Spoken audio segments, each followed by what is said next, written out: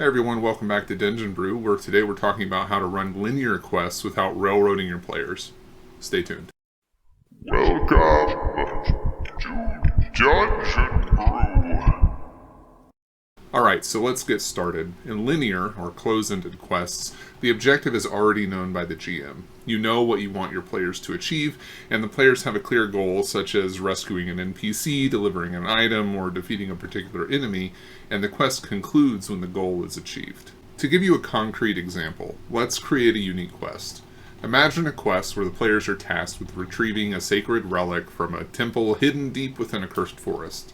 The objective is clear: retrieve the relic and bring it back to the village to lift the curse plaguing the land.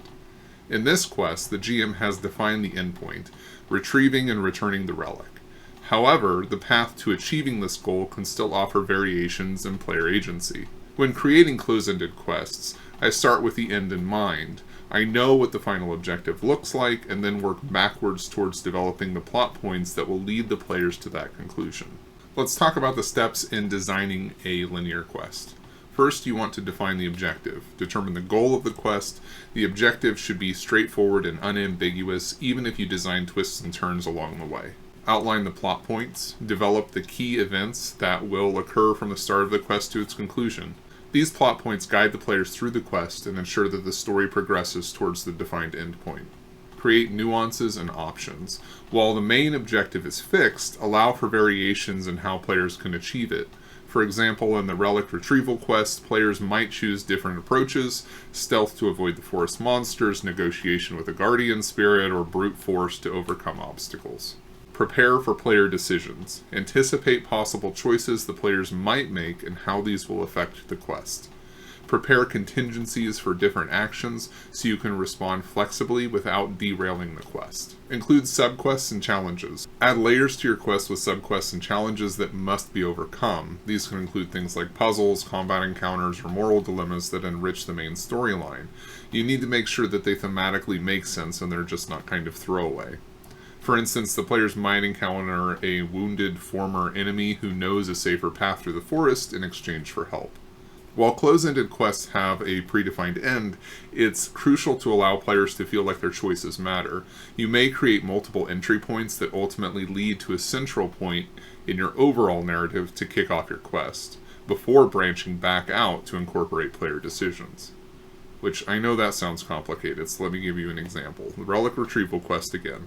The players may come to the village because an NPC asks them to come, maybe because they were doing a side quest that led them there, or because they got lost in the woods. As a GM, you're moving the scenery to get them into the village, but once there, that is when you start taking into account decisions, so that if the players decide to, for instance, save the wounded enemy, they might have to confront that enemy with the final boss, making it more difficult.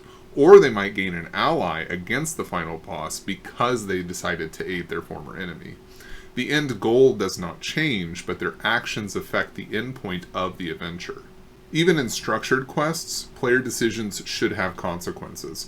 This ensures that players feel their actions have impact and keeps the quest engaging.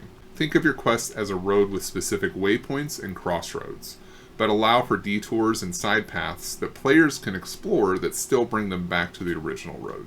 Alright, so let's take a minute to talk about railroading specifically. The critical difference between railroading and linear quests is the difference between the GM forcing players along a predetermined path with little to no room for deviation or player agency, and the GM allowing for player autonomy and decision-making within the framework of the quest.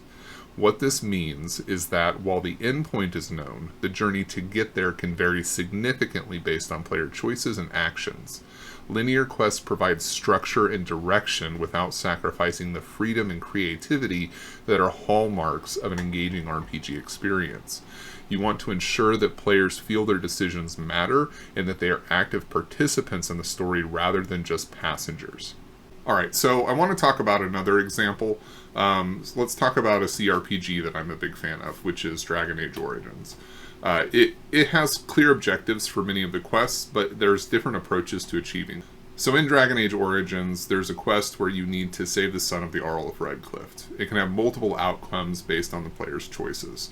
The goal is to save the Arl's son, but the player is free to define what saving means and even choose to outright ignore saving the son for personal gain. It's important to realize that the player is making decisions that ultimately change the outcome of the quest and have control over what that outcome is. It's still a linear quest because the outcome of the quest is only resolved when a decision about the player's son is made, but the player is the one who is in control of that decision. So I want to contrast Dragon Age Origins with something like Fallout 4. Fallout 4 has numerous examples of where there is basically railroading to get you to a specific location. There's a couple of times where your choices do make a little bit of difference in kind of the outcome of the game, but the whole entire Minuteman quest line is really just railroading. You don't have very many decisions. There are specific things that you have to do in order to progress the storyline. So for Fallout 4, which is really built as what's supposed to be something of a sandbox game, it has a big railroad that leads you right down the center of the game path in order for you to be able to get to the end. And ultimately, most of your decisions don't really matter that much by the time you reach the end of the game. So I know that some people might disagree with that on Fallout 4's qualities, we'll say. That's just kind of my impression of it. Okay, so now that we've gotten through some of that, let's talk about some more practical tips. One of the first ones is that you really need to have a clear understanding of the quest end and the key events leading up to it. Prepare notes on possible player actions and how you will respond. Ultimately, it's always better to have too many options than too few, even if you don't end up using all of those options. Just get creative with it, jot down notes as you think of them. While the quest has a defined end, remain open to player creativity.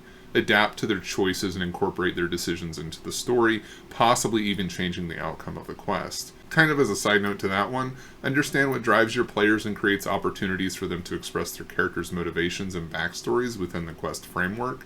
If you know your characters and you know the players playing the characters, you are all going to have a better time with it. So, even in a structured quest, it's important to find ways to reward players for creative solutions and meaningful decisions. This could be through extra experience points, in-game rewards, or narrative recognition. All of these things are beneficial so long as the players feel like they were rewarded for the actions they took. Or at least there were consequences for them. So, linear quests, when done right, provide a focused and satisfying adventure that can highlight the strengths of a structured narrative. You're going to have fewer loose ends, you're going to have more thematic consistency, and they can offer clear goals and a sense of accomplishment while still allowing for player creativity and agency. Thanks for tuning into Dungeon Brew. If you enjoyed this video, please don't forget to subscribe for even more tips and tricks to enhance your adventures. Leave a comment below on how you handle your questing, and check out our Patreon where we're providing all of our resources for free for the time being. And until next time, happy gaming. Dungeon Brew.